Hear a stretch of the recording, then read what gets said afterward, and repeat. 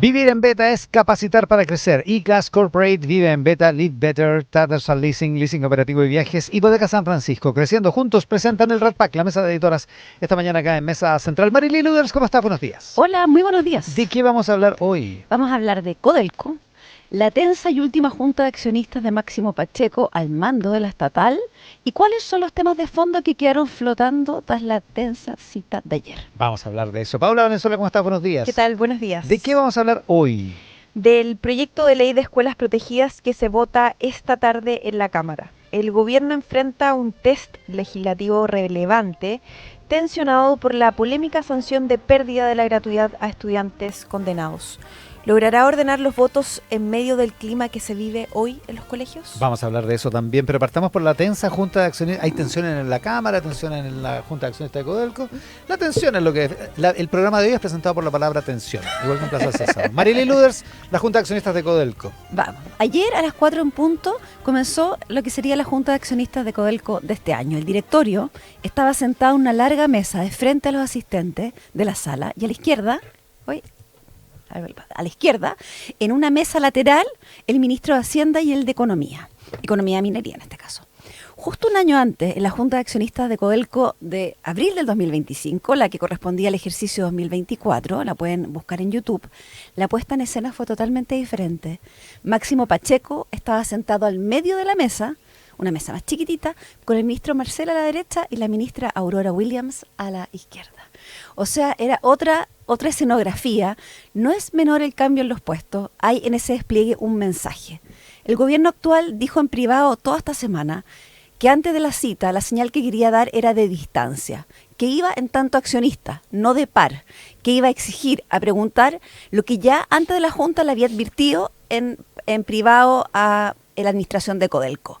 El viceministro Mas había dicho públicamente, con algo de ruido, ¿se acuerdan?, que el gobierno va a asistir con una mirada muy crítica a la gestión en la próxima Junta de Accionistas. Entonces, ¿cómo se sentaron? Sí tenía que ver con marcar esta distancia. Aunque en una reunión posterior limaron algunas asperezas después de esa frase, lo cierto es que mostraban que el plan era dejar instalado a Codelco como un problema que estaba decidido, que habría cambio, y justamente eso pasó en esta Junta de Accionistas. Primero, Máximo Pacheco partió en su derecho como presidente del directorio con una presentación de 45 minutos que hizo hablando rápido, muy rápido, sin pausa. Inició con una referencia al accidente del teniente, del que dijo que fracturó mucho más que la roca en el sector Andesita, que había fracturado la confianza. Tampoco le hizo el quite, nombró a cada uno los mineros, y describió las medidas que están tomando para evitar que se repita. No esquivó el caso Muñeco Villarruza, que involucró soborno a miembros del círculo cercano a la exministra de la Corte Suprema, Ángela Vivanco, para un fallo adverso a Codelco. También habló de eso. No evitó los temas delicados, pero tampoco se salió en ni un minuto de un mensaje central, que se podía resumir de la siguiente manera. Recibimos en 2022 una empresa sumamente complicada en cumplir sus propias promesas de producción y entonces nosotros sinceramos este valle productivo.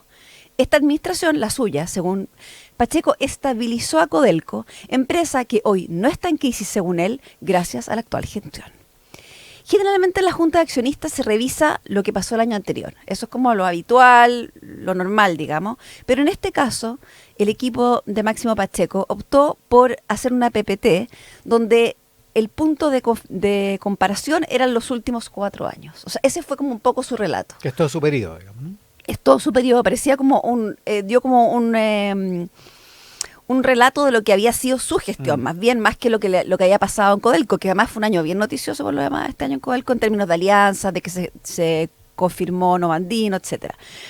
Los ministros lo escucharon serios. Los directores, algunos tenían cara un poquito incómoda en algún minuto. Cuando terminó, los ministros pidieron inmediatamente la palabra. Y ahí vino la frase que desde ayer hemos venido escuchando, digamos, fuertemente. No hay ninguna crítica. La administración no se hace ninguna crítica de nada. ¿Comparte este autoelogio el directorio? Eso fue lo que preguntó el ministro Quirós en su primera pregunta. A Pacheco no se le movió ni una ceja. Muy tranquilo, le dijo que sabían tener conversaciones difíciles y después nuevamente, repito tranquilo porque no encontró otra palabra, reconoció que quizá habían pecado de voluntarismo de llevar 4 megaproyectos de forma simultánea y que eran una empresa lenta para tomar decisiones. No es buena idea ser soberbio, remató. Un poco más tarde, Lo que podría ser visto como una reflexión hacia adentro, pero también hacia afuera. hacia afuera. Yo creo que él descolocó un poco esta respuesta que fue... Y bueno, y siguieron con algunas preguntas un poco más técnicas. Después vino el turno de preguntarle a los ministros por los nuevos directores de la estatal. Y ahí esto es interesante porque va a marcar un poco lo que viene. En Codelco hay 3 directores designados por el presidente directamente, 2 por los trabajadores y 4 de alta dirección pública que son también ratificados por el presidente. Entonces, en mayo, en diferentes fechas, no la misma fecha, pero todo durante mayo, se vencen los periodos de Máximo Pacheco, Josefina Montenegro, Alejandra Wood y Nelson Cáceres, que sería de los trabajadores. Ah, son 4. Son 4, claro, 3 de los cuales el presidente puede tener algo que decir, Ya. y Nelson Cáceres, que no se descarta que se quede, pero es de los trabajadores, por lo tanto ahí... Claro, tiene otra vía de nominación. Digamos. Otro, digamos, camino. El gobierno no ha confirmado los nombres, pero al menos para los 2 cupos ya habría reemplazante. El economista Bernardo Fontaine sería el nuevo presidente. Recordemos que Bernardo Fontaine fue encargado durante la recta final de la campaña de los primeros 90 días, pero después hemos sabido poco de él, así que lo más probable es que esté ahí listo para este desafío. Y una de las directoras que faltarían, en reemplazo de Josefina Montenegro o Alejandra Wood, sería Luz Grenier, una directora de empresas con alta trayectoria en el área de energía, minería, y que hoy día tiene directorios en otras empresas. Entonces, tenemos ese escenario, faltaría uno, que hay harta expectación de saber quién podría ser. Y ahí viene otro tema, que dada la alianza que se hizo con SQM, hace unos meses se hizo el nuevo directorio de Nova Andina, que es esta nueva filial de litio de Codelco. Cuando un director sale de Codelco, sale también de Nova Andina. ¿Es una pregunta? Es una pregunta. Se supone que, bueno, hay algunos que dicen que no, otros dicen que sí. Ahí hay 2 corrientes, hay algunos que dicen que no, hay otros que dicen que sí, y todo apunta porque Máximo Pacheco no quiere irse de ese directorio y ha postulado... Es presidente de ese directorio. Él es presidente de ese directorio, él se quedaría no como presidente, por supuesto, y ha postulado que el director Nova Andina, digamos, tiene derecho propio, o sea, por sí mismo propio, pero más allá del destino de Pacheco, hay 3 temas. Está abierto primero ese, Nova Andina, cómo va a quedar. Que tiene un directorio propio, donde está Codelco y SQM. Claro. Entonces, y ese directorio, por unanimidad, lo eligió el presidente cuando se formó. Se formó. Ahora, la duda es si Codelco, al cambiar los directores, cambia los de Nova Andina. Aparentemente, estrictamente en la norma no, pero el directorio de Nova Andina tendría que pedirle a Pacheco que saliera, así que yo creo que ahí hay un tema todavía por verse estos días. Pero más allá del destino de Pacheco y de todos los directores, hay 3 temas que son importantes y que Quirós llamó luz de alerta, que es un tema que tenemos que tener en el radar antes de cambiar el directorio y para saber qué es lo que van a hacer cuando lleguen. Lo primero es que cómo están los números, incluso en tiempo del Rally del Cobre, que es bien impresionante que estemos hablando de esto con Rally del Cobre. Generalmente los Rally del Cobre como que esconden todos los problemas. Hay factores que empiezan a crujir. Hay indicadores preocupantes en materia de eficiencia de las inversiones. Acá ayuda a entender que junto con la citación de la Junta se publicó la memoria que tiene 300 páginas. Realmente, si las vieron, estaban arriba de los escritorios. Y ahí se ve que hay un estancamiento de la producción pese a millonarias inversiones. El ministro Quirós lo resume así. En los últimos años cayó cerca del 20% de la producción y se invirtieron 17.000 millones. Entonces, la deuda total preocupa, alcanza 25.000 millones de dólares. Háganse una idea que cuando el Bank of America le puso precio a Codelco, hablaba de 40.000 millones. Entonces, más de la mitad de esos 40.000 millones son deuda. Entonces, eso baja, por supuesto, el valor que tendría en el fondo los activos y el mismo Codelco. En la última década ha crecido en un 57% la deuda. Entonces, ¿qué es lo que está en el ambiente y la discusión? Y hay que ver bien los números, pero la discusión es cuánto de los aportes de Codelco al Estado, que han sido sostenidos en el tiempo, se han hecho a punta de deuda. ¿Cuánto nos hemos endeudado escondidamente a través de Codelco para tener estos aportes? Entonces, Pacheco ha argumentado que el modelo de negocio que retira todas las utilidades genera este problema, que para invertir hay que, en el fondo, sacar, digamos, endeudarse. No hay otra manera, porque el Estado, a través de diferentes mecanismos, le saca todas las utilidades. Claro, y es una vía, como dices tú, es una vía para tener endeudamiento. Es la única manera, digamos, de invertir en minas. No, digo, es una vía para el fisco de aumentar su endeudamiento sin que se note, digamos, porque finalmente es la deuda de Codelco. Es Codelco, y además Codelco es un buen objeto de crédito, por lo tanto son a condiciones que son buenas también. El tema es que... Habría que mirar, por ejemplo, cuánto era la deuda al inicio de Piñera 1 y cuánto era la deuda de Codelco al final de Piñera 1. Hubo una entrevista bien interesante que se hizo a un ex CEO de de Codelco que decía que ya desde hace, el fondo, 20 años se venía aumentando la deuda sistemáticamente. O sea, que esto no es ese gobierno u otro, Ya. sino que es el modelo de negocio. O sea, si tú tienes que... la minería es muy intensiva en inversión de largo plazo, y si tú no tienes utilidades que puedas usar. Acá hay una cosa interesante. Pacheco dice que lo que se ha hecho con esta inversión es aumentar la antigüedad de los yacimientos. Y este dato súper interesante. Miren, hay minas que tienen 88 años de edad. Y el promedio compiten con minas de 23 años en el resto del mundo. Entonces, hay un problema. La ley ha caído a la mitad, en el fondo, en el último tiempo. Entonces hay que invertir el doble para sacar la misma cantidad de cobre. Claro, sacáis la doble cantidad de roca y sacáis la misma cantidad de cobre. Claro. Pero hay un dato que ahí donde uno dice, bueno, esto es discutible. Álvaro Merino, que es director del ejecutivo del Núcleo Milenio, hizo una columna muy interesante donde dice, bueno, está bien, pues esto puede ser así, pero comparemos Codelco con el sector privado. ¿Cuánto invirtió Codelco? ¿Cuánto invirtió el sector privado? ¿Y cuánto está sacando Codelco? ¿Y cuánto el sector privado? Y tomó un periodo del 90 al 2025. O sea, un tiempo largo, 35 años. Y ahí dice que el fondo, Codelco invirtió 100.000 millones, claro, y elevó de 1,2 millones a 1,3 millones. Y el sector privado invirtió 200.000 millones, o sea, el doble, y aumentó de 400.000 toneladas a 4.100.000 toneladas en el 2025. Entonces, o sea, multiplico por 10. Claro, multiplico por 10, o sea, la mitad, el doble de inversión. El doble de inversión y multiplico por 10 la... Entonces, ahí es donde empieza a ser. Lo segundo es que hay que ver todo este ruido que hay sobre la potencial privatización. En el gobierno dicen que están con demasiados frentes, que de verdad, en este minuto tienen que entrar a Codelco, ver bien los números, ver qué se hace, pero que no es que venga una privatización, digamos, en este minuto. No, Quiroz fue inteligente en eso, cerró la puerta al tiro. ¿Para qué se va a comprar otro problema ahora? Cerró la puerta al tiro, y la pura verdad es que todavía tienen, imagínate, todo el proyecto tributario abierto. Y tercero, una cosa interesante que tenemos que estar súper atentos es que vienen algunos proyectos grandes en Codelco, y que se aprueben o no va a ser importante. Está uno muy vistoso, que es la concentradora de Radomiro Tomic, que son 1.300 millones de dólares, que se va a votar en una jornada estratégica en julio. Entonces, cómo el gobierno enfrenta estos proyectos que son de nuevo comprarse a largo plazo, va a ser interesante. Así con Codelco. Así con Codelco. Oye, me escriben de SQM para decirme que tienen tomada la decisión.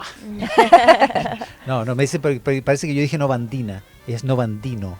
Novandino. Para que no se vaya a confundir con Andina, digo yo. Es Novandino. Nova Andino. Ahora, siempre dijimos que era un nombre difícil. Sí. Para ser franco, ¿no? Pero ya nos estamos acostumbrando, ¿no? ¿Lo decimos más? Habla por ti. Ya. Digámoslo más. A ver si me acostumbro yo. Novandino. Novandino. Vamos a hacer un rat pack de Novandino. No, tenemos que hacer un rat pack del directorio de Novandino ahora. Después del 24 de mayo, que es cuando se va Máximo Pacheco. Que se va el 24 de mayo, no se va a ir antes, ¿no? Es que el 22 de mayo se termina su periodo, así que probablemente... 22, sí. ya. Ahí va. Para el feriado. Paula Valenzuela, la ley de escuelas protegidas.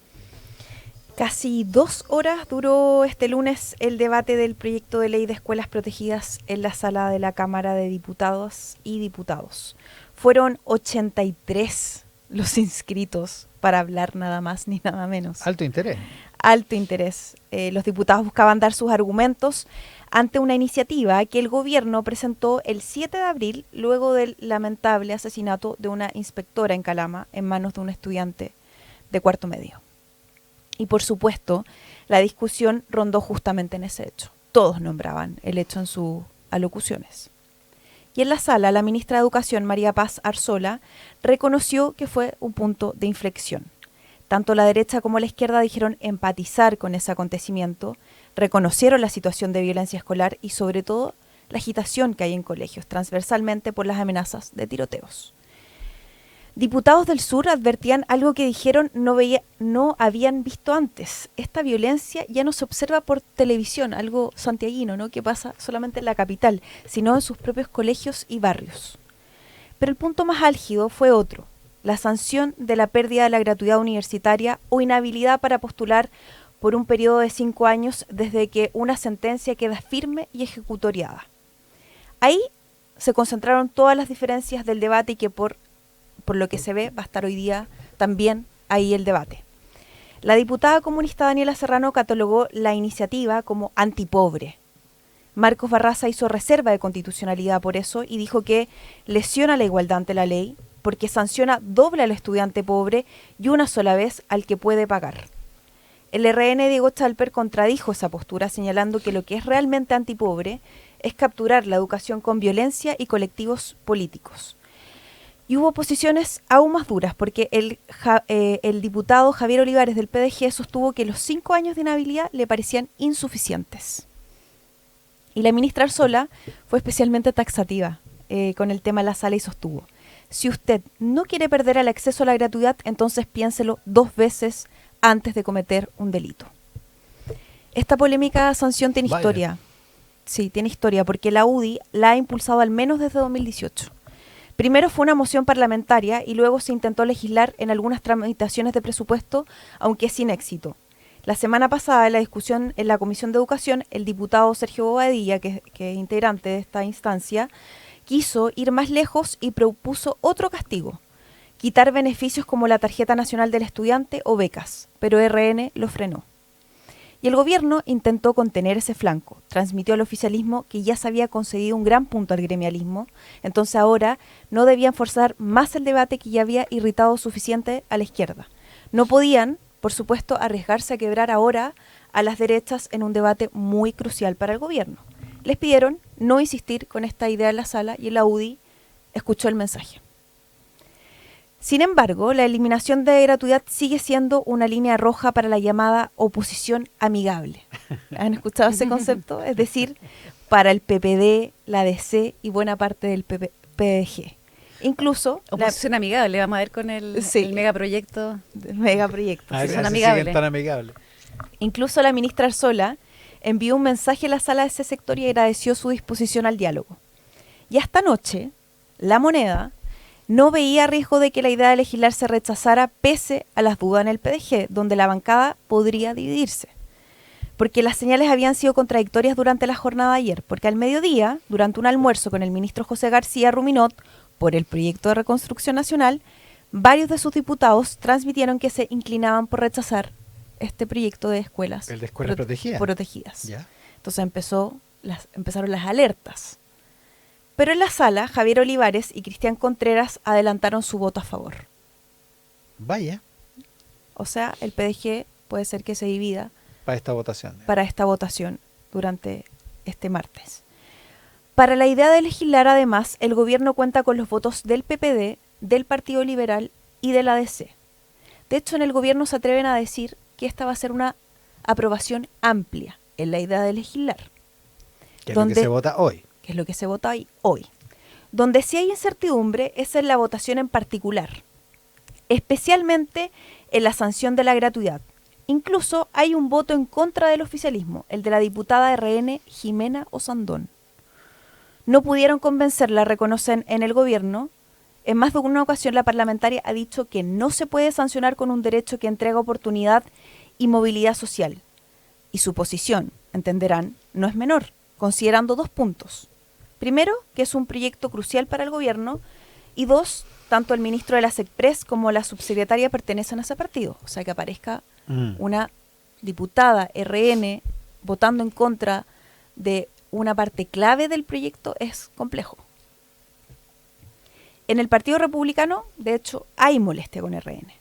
Ayer se calentaron los ánimos cuando los republicanos pidieron el cierre del debate, cuando faltaban más de 60 intervenciones, porque querían pasar a la votación, y para decidir si se cerraba o no, también había que votar. Y ahí Jimena Sandón, junto a Levópoli y Jorge Guzmán, se abstuvieron, y el RN Juan Carlos Beltrán votó en contra de cerrar el debate. Los republicanos, según presentes, reclamaron al ministro José García y comentaban: ¿cómo pedirán los votos al PDG o la DC si el oficialismo no se ordena? La bancada más pequeña de los partidos ancla del gobierno se debe cuadrar, recalcan, porque RN es la bancada más chica de entre la UDI y los republicanos. Yeah. Son 13, que se unieron con los Evópoli. Ahora, el problema también es que el PPD tampoco va a ceder en la sanción de la eliminación a la gratuidad. En la sala, Andrea Parra dijo que la bancada está disponible para mejorar la seguridad escolar, pero no para abrir un espacio a arbitrariedades ni sanciones desproporcionadas. Por eso dijo defenderán especialmente la eliminación de la pérdida de la gratuidad. No hay forma de que el PPD no ha logrado negociar con el gobierno que cedan a la eliminación de la gratuidad. O sea, no ha habido acuerdo. Ya. por ninguna parte de poder llegar a ese punto. Y la revisión de las mochilas, también la revisión de las mochilas de los establecimientos, Sí, claro. es otro de los puntos en discusión, porque desde la izquierda advierten que se puede estigmatizar en los colegios, o sea, que va a ser discrecional a quién se le revise la mochila o no, y ahí se puede caer en esta estigmatización de cómo se ve un estudiante, en fin. Algún tipo de discriminación arbitraria. Exacto, bien dicho. El PPD, por ejemplo, ha puesto el foco en la necesidad de una capacitación para quienes revisen mochilas, porque, por ejemplo, dicen, un profesor, ¿qué pasa si un profesor se encuentra con un arma blanca? ¿O qué pasa si el estudiante se pone violento? ¿Un profesor está capacitado para enfrentar esa situación? Igual es un punto.